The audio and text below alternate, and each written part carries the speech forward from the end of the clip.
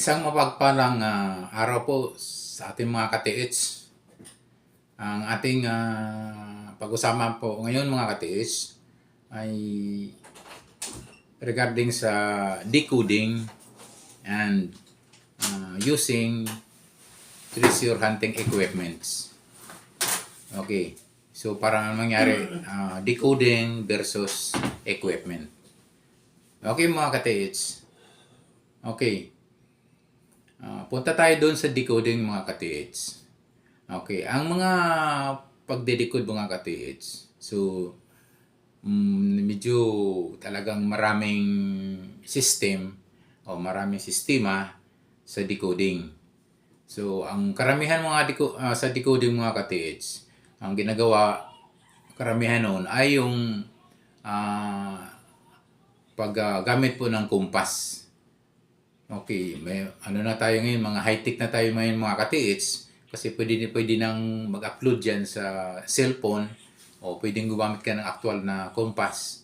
Kasi ang mga Hapon noon ay isa yan sa ginagamit na compass para kung saan nila ilagay yung yung item na o yung mga na tinatago po nila mga ka-TH. Okay. Ang ginawa sa mga Hapon, gumamit sila ng kumpas noon mga ka-TH. Okay. So, paano ang pagdikod nito sa kumpas?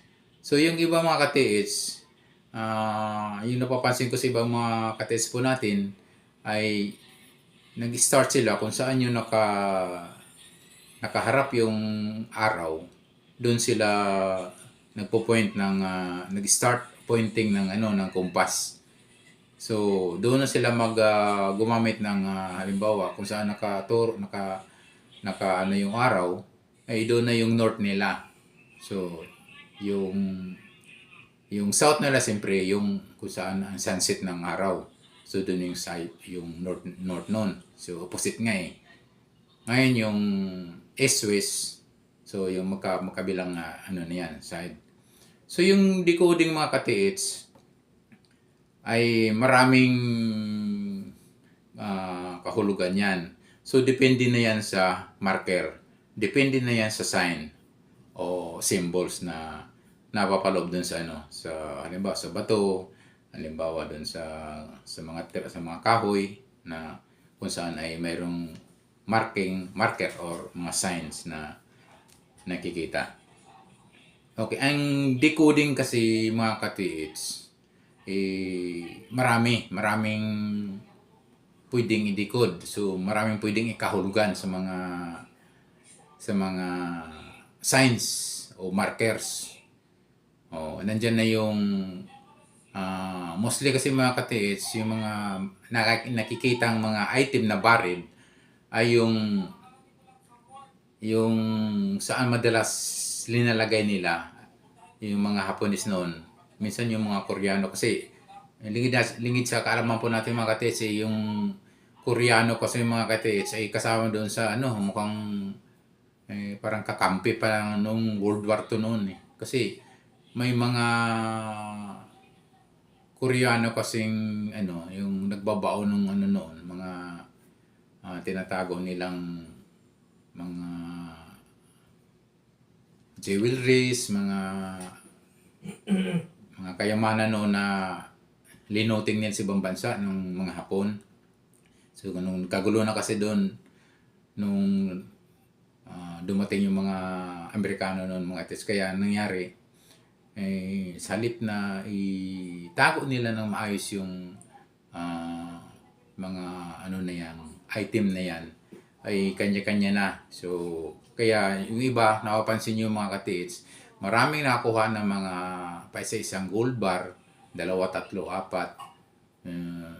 So yan posibleng galing na yan sa mga sundalong Hapon, sundalong Koreano mga ka-TH nung panahong gera noon pa World War II mga ka-TH. So sa decoding, balik tayo dun sa decoding mga ka-TH. So ang Hapon mga ka-TH ay madalas naglalagay sa bandang east mga ka-TH. Ito yung ito lang yung napapansin ko na mayroon mga naka-hits mayroong nakakita, mayroong nakarecover na mostly nakalagay sa bandang east, mga katiits. So, ang layo, ang distansya. Okay.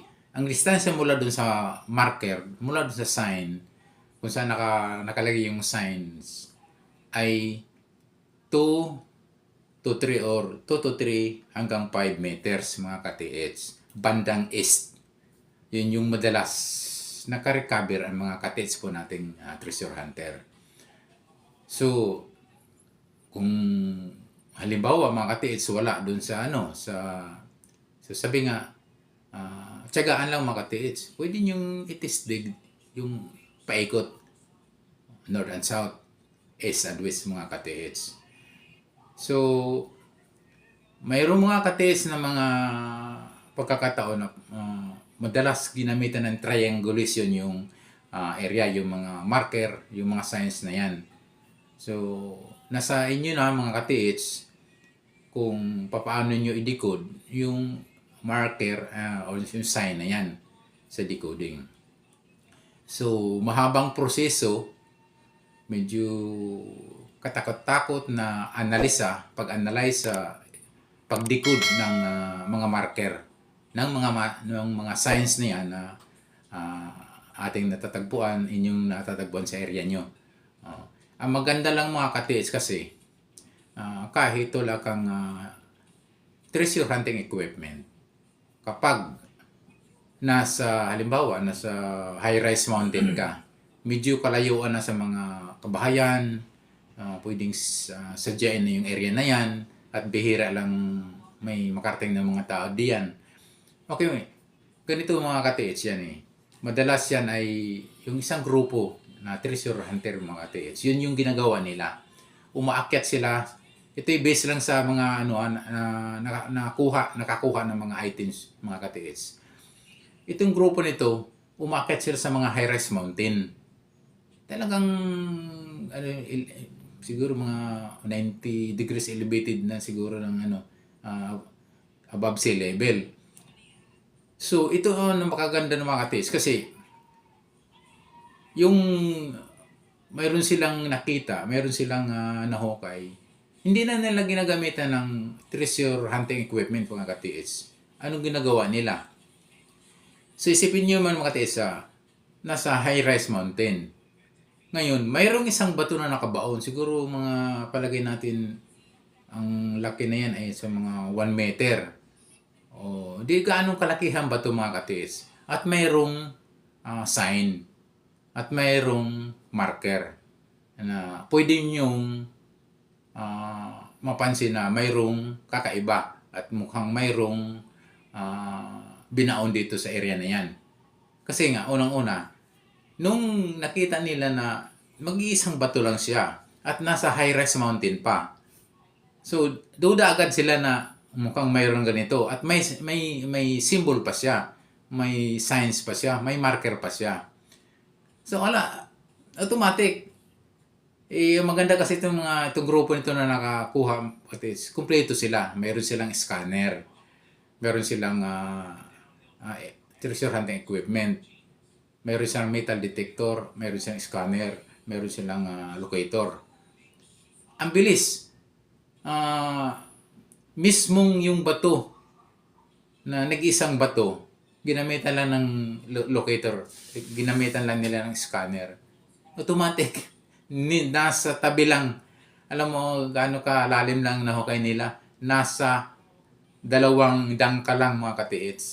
At nakuha nila ay isang malaking jar na puno ng may mga halo-halong jewelry ang nakuha nila doon. So, yun yung mga ka-TH na minsan napapansin nyo pag parang bulubundukin na yan na may kakaibang mga marker, lalo na yung hindi lang marker na bato, yung mga old tree. Pag nakasumpong kayo mga ka-TH sa mga old tree, i-try nyo i-detect. Huwag na kayong kung mayroon kang dalang treasure hunting equipment, i-try nyo yung i-detect yung paligid ng mga minsan puno na lamang mga katiits. Madalas talaga yan na mayroong item na yan, yung mga old tree na yan. Yung mga tuog na yan, akasya, baliti. So marami yung mga old bonsai, bamboo, yung mga yellow bamboos mga katiits, yung mga ginagamit ng mga Japanese bamboo. Okay. Yun yung sa decoding mga katiits. So, ang ating paksa kasi ngayon, decoding versus equipments. Okay, mapunta naman tayo dun sa equipment. Ito kasi ang maganda mga katiits sa equipments. Kasi, kapag yung marker, yung sign na yan, ay mayroon kang treasure hunting equipment, ay madali mo itong ma-detect. Madali mo itong matukoy kung saan yung area. So, hindi na kailangang i-analisa kung saan banda yung posibleng kinaroonan ng item. Paano gagawin mga katiits? Ang gagawin nyo na lang, halimbawa, isang marker, isang sign na nasa talaga niya, nakita niyo yung old tree. Mayroong naka-mark doon, may naka-ukit. Okay, gawin niyo mga katiits, i-detect niyo yung paikot ng old tree. So, halimbawa, mayroong, ito pa mga katiits siguraduhin nyo na wala siyang coordinating mga markers yan. Kasi mayroong minsang mga coordinating marker yung ginagawa ng mga Hapon noon, mga Koreano noon na nagtatago noon. So, gawin nyo muna, i-check yung paikot ng old tree. Ngayon, kung wala kayong makitang pwedeng paglagyan ng mayroong mga signs noon, pwedeng mayroong connection doon sa pinaka-marking doon sa old tree. So, kung wala, yun na mga katiits. Kahit doon lang kayo mag-detect sa puno, malapit sa puno. So, maganda mga katiits kasi mayroon kang treasure hunting equipment. Mabilis mong matukoy. Yun yung, ano yung mga magandang equipments. Pwede na mga katiits yung detector, metal detector or locator scanner. Ito lang kasi, yung pagkakaiba kasi ng mga katiits ng, okay, mapunta tayo doon sa may detector naman, ang usapan natin, detector sa locator. Mostly kasi mga katiits, yung kapasidad lamang ng metal detector ay nasa mga minsan 2 meters, 1.5 meters, or di na siguro abutan 3 kasi mismo yung mga legit na mga treasure hunting equipments na nagre-reveal kung gaano kalayo, kung gaano yung distance talaga na pwedeng maabot yung halimbawa metal detector, hindi siya gaanong talagang malayo. Kaya mali na yung ibang sinasabi na 5, 8 o 10 meters yung kayang abutin ng isang metal detector. So hindi na yan, totoo yan mga katiits kasi minsan nanggagaling na mismo sa mga legit distributor ng treasure hunting equipment na ang talagang pinaka-layo lang na pwedeng maabot ay nasa mga 1.5 or 2 meters hanggang 3 meters mga katiits yung talagang kaya ng metal detector. Kung halimbawa, yung item na yan ay nasa isang dangkal lang o sa mga half meter lang, talagang madidetect yan ng ano. Kasi ito yan mga katiits, maliit item, halimbawa sabihin na natin butones, buton, kaliit, kayang i-detect ng metal detector.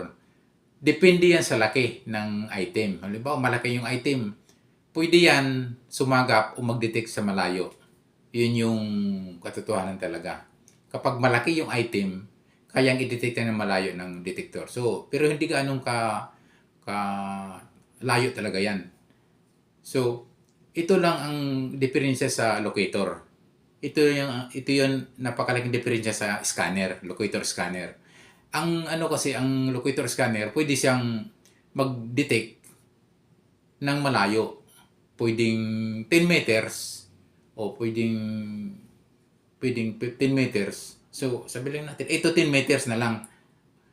Kung bakit iba ang locator o iba yung scanner pag nag-detect.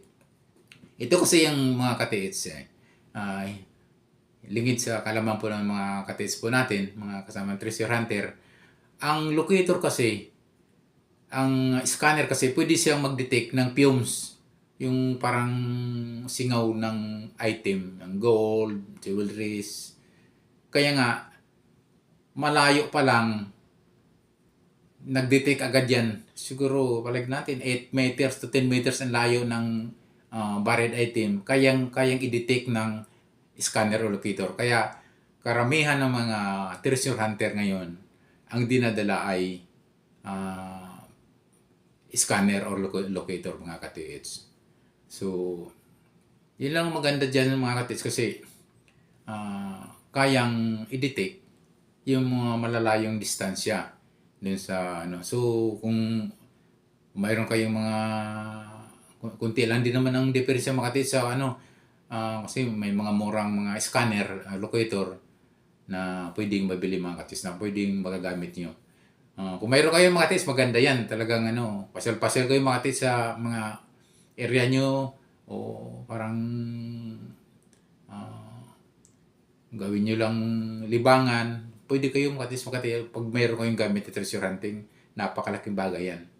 Okay. Pwede, lalo na mga katiits, ito yung tips lang sa mga seaside, sa mga beach area, sa tabi ng dagat. Pwede talaga yung mga katiits kasi yung napapanood ko mga katiits sa ibang bansa, grabe. Yung nakukuha nilang mga rings, mga bracelet, mga ano, lalo napaka-epektibo talaga yung detector sa mga ganyang lugar, mga beaches na yan.